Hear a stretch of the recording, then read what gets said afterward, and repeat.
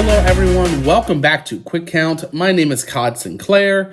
This episode is from Thursday, January 21st, 2021. Today, we are taking a look at the 2006 Royal Rumble match. Before we get started with the review, there will be a few Eddie Guerrero references sprinkled throughout. Eddie Guerrero did tragically pass away 2 months prior to this show in November of 2005.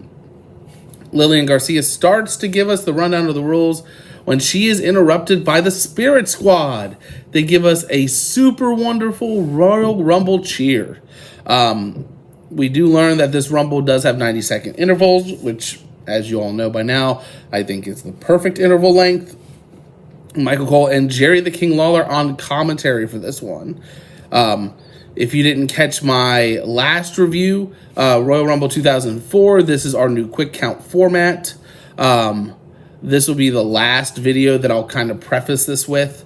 Where old Quick Count videos, they're more of a watch along, live react esque style of video. This is kind of what I was doing with Referee's Discretion, where I'm strictly reviewing the match and giving you thoughts here. Count is still the same. Give the count at the end. But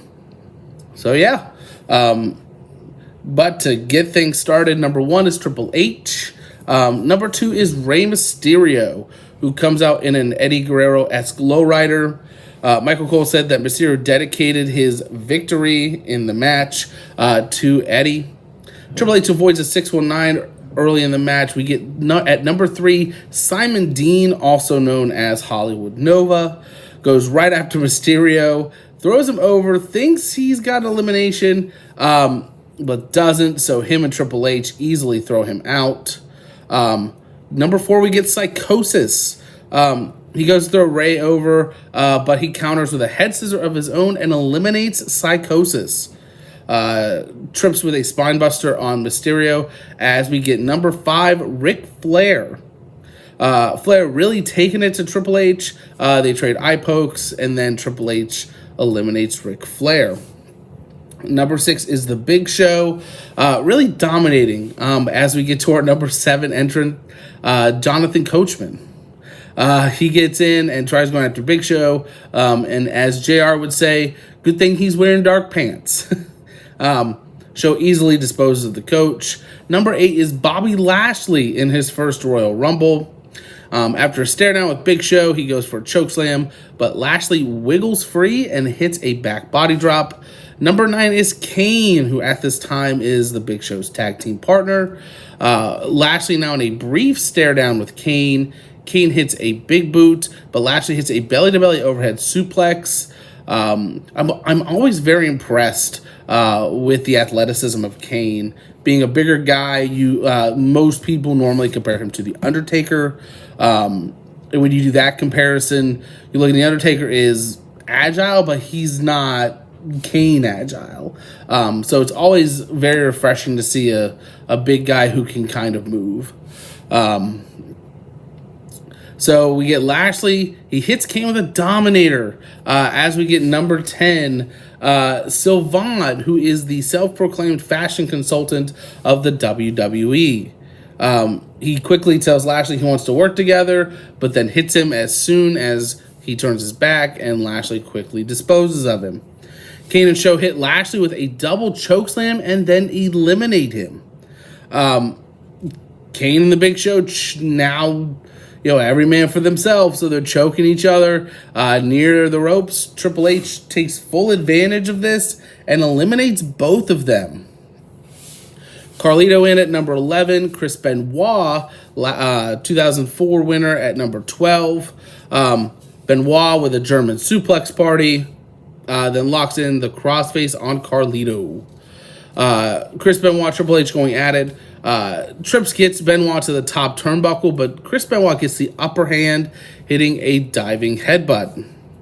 Number 13 is our current United States champion, Booker T. He goes right after Chris Benoit, tries to eliminate him, but Benoit counters and eliminates Booker instead. Number 14, we get Joey Mercury, future security guard for Seth Rollins. Number 15, we get Tatanka, a returning veteran from the old days of WWF. Everyone in the ring stops as he gets in the ring, which I don't know why. Yes, it's great, but it's Tatanka. It's not Jimmy Snuka, Roddy Piper from 2008. But the crowd is red hot for it. They start doing the Seminole chant. We get number 16, Johnny Nitro, present day John Morrison. The ring is really starting to fill up here as we get number 17, Trevor Murdoch, the current NWA National Heavyweight Champion, also known as Roscoe Jackson in Ring Ka King. Whether it was booked this way or not, but we get an early kind of back and forth with Trevor Murdoch and Tatanka, which Trevor Murdoch is kind of a cowboyish figure and Tatanka is Tatanka. I just thought it was comical. It's more like a modern day Cowboys and Indians. Then we get number 18, and it is Eugene. Interesting backstory leading into this match for him. This is his first appearance since being suspended 5 days after the passing of Eddie Guerrero. He was rushed to the hospital after passing out in a hotel lobby due to an overdose of prescription drugs. So the suspension is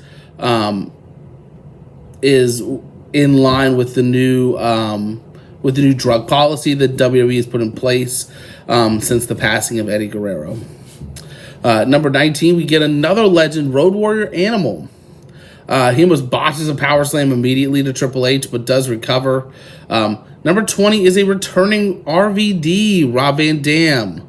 Animal goes to clothesline RVD over and out. However, RVD counters and eliminates Animal instead. 21 is Orlando Jordan.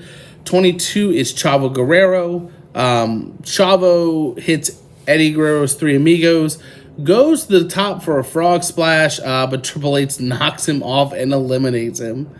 23 is Matt Hardy. We get Eminem collaborating to eliminate Tatanka, and then we get number 24, Super Crazy. Then we get number 25. He is the 2-time Royal Rumble winner. That is the Heartbreak Kid, Shawn Michaels. He eliminates Trevor Murdoch. We get number 26. It's the Masterpiece, Chris Masters. Triple H and Hardy exchanging elimination attempts, but nothing coming of it. Number 27 is Viscera. He's known at this point as the world's largest love machine. His offense is a bit raunchy.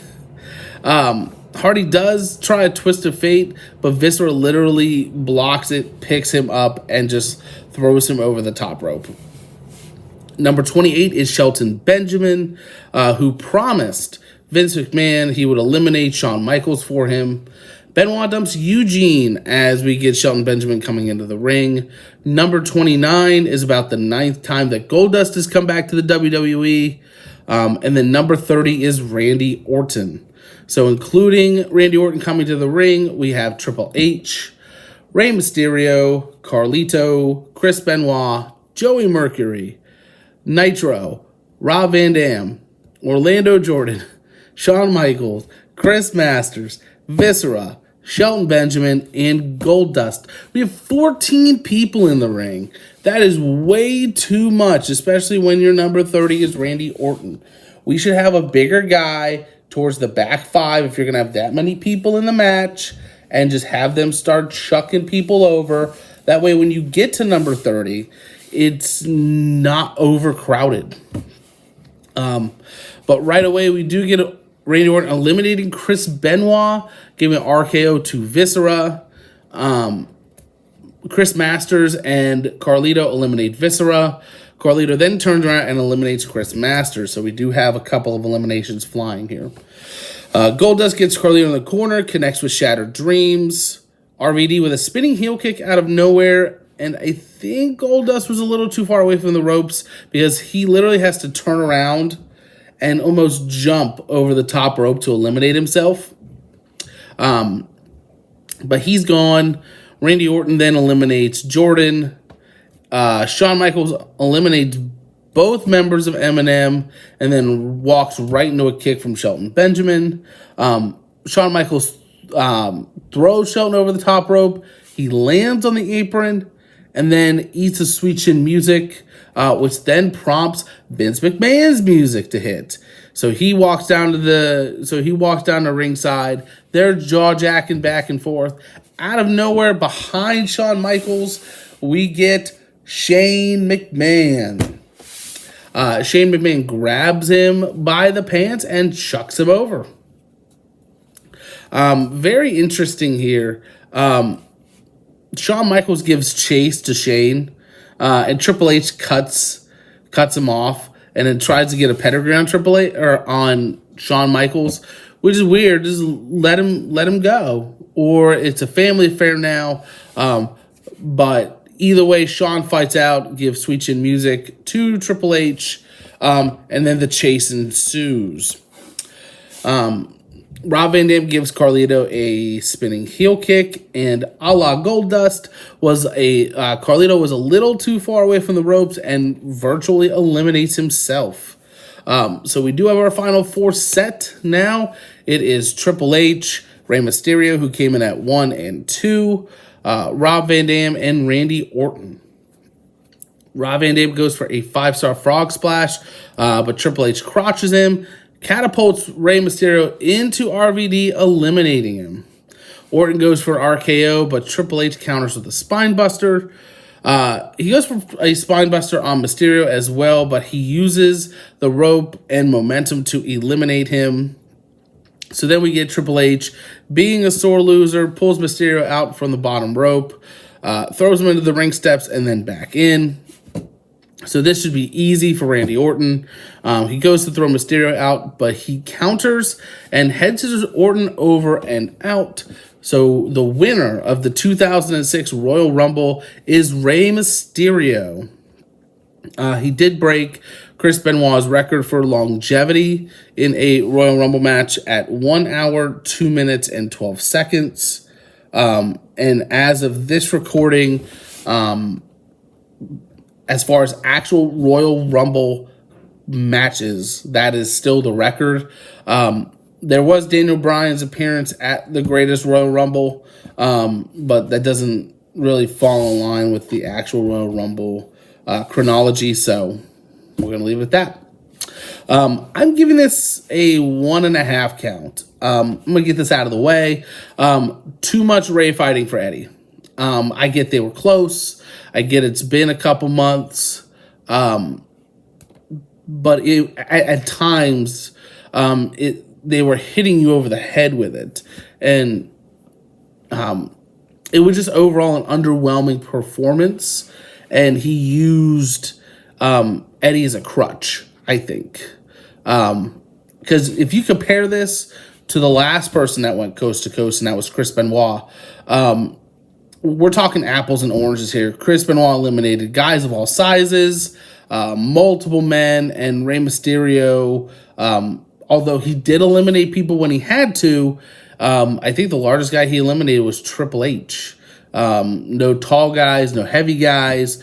Chris Benoit eliminated them all.